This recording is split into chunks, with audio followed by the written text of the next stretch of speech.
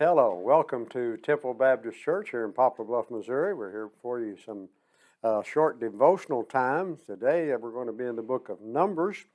We're going to be in chapter 22, and I'm going to encourage you to read verses 9 through 20, and I'm going to pick out verse 18 here. A little background of what we have is they're wanting this Balaam to go against God's people, and God's people telling him, no, we're not going to do that.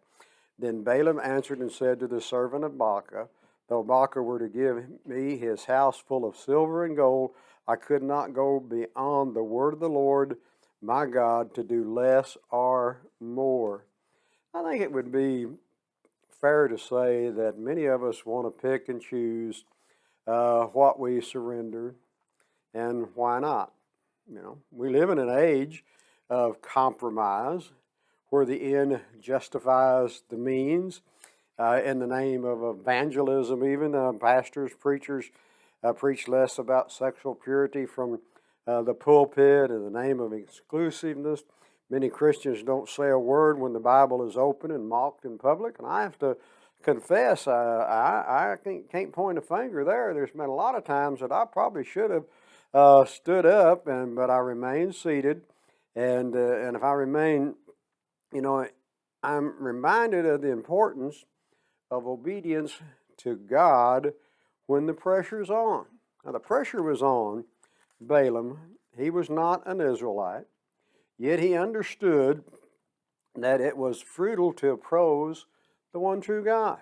And what they're trying to do, they're trying to get him to put a curse on God's people. He recognized that the Lord will have his way no matter what. Don't matter what happens, though this king Baca wanted Balaam to curse the people of God. Balaam knew he could only do what God decreed. He could go out there and do that, but it ain't gonna do no good. I know that's not good Southeast Missouri language maybe, but it is Southeast Missouri language, maybe not proper English, but he knew it wasn't going to do any good. And so I kind of think like Balaam here, you and I face enticement to compromise, our obedience to God's command, money a lot of times, popularity, security still have their power. They're still there. They're still there to haunt us. They're still there to tempt us and try to sway us. And yet, we are called to obedience to God even when the going gets tough. The going was getting tough here for this soothsayer, whatever you want to call him, this Balak. He was being pressured on all sides. He was offered everything, but he said, he can offer me all the gold and all the silver. It's not going to do me any good to go against God's way. Doesn't do us any good to either. Even though we're tempted to, let's be human about it. We're tempted to go against God.